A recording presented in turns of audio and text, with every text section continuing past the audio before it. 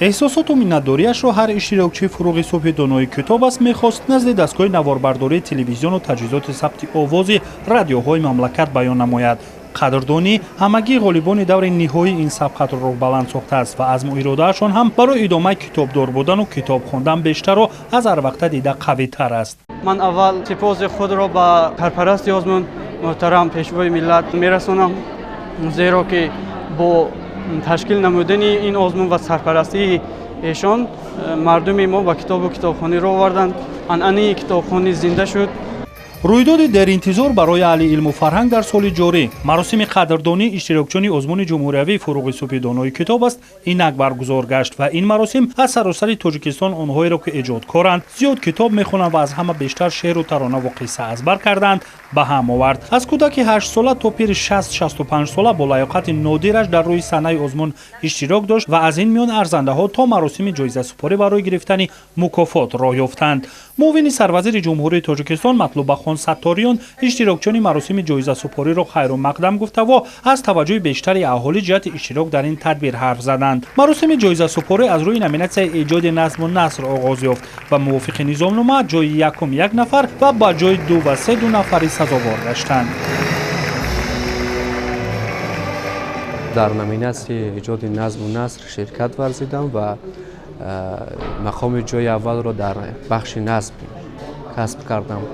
واقعا این آرزوی چند وقته من بود که میخواستم در این آزمون در میدان این آزمون خودم را ببینم و امروز موفق هم شدم و افتخار میکنم که با تشبث پیشوای معظم ملت محترم امام علی رحمان چنین آزمون ها برگزار میگردند برای ما جوانان و ایجادکاران و این تشبث خیلی سازنده است. در مجموع آزمون مذکور از روی 5 نامیناسیون برگزار گردید. با فرق از سالهای قبلی نامینه ها به 4 گروه خوانندگان مؤسسه تحصیلات میانه عمومی و ابتدایی کسبی، دانشجویان مؤسسه تحصیلات میانه و عالی کسبی، اسپیرانت و دکترانتان و خادمان علمی و ادبی مؤسسه های علمی و ایجادی و آموزگاران همه زمینه‌های تحصیلات، کارمندان فرهنگ و صنعت، کلانسالان و نمایندگان کسب و کار گوناگون جدا گردیده بود. این تحولات باعث به آن شد که امسال هم شماره غالبان افزایش یابد و هم موافق هر سن و سال سایه 22 دریافت کردند.